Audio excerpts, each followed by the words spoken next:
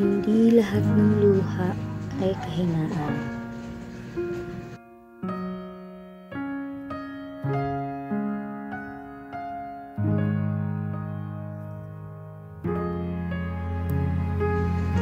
Minsan, nahihiya tayo umiyak kasi baka isipin ng iba, mahina tayo.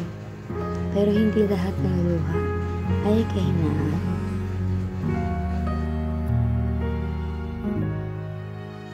May mga luhang patunay na katapangan dahil kahit gaano kasakit, pinili mong bumitaw sa maling tao o sitwasyon.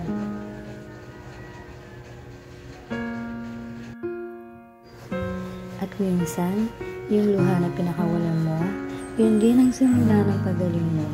Kaya huwag mong ikahiya kung umiyak ka. Dahil sa bawat patak, unti-unti mong pinapalaya ang sarili mo.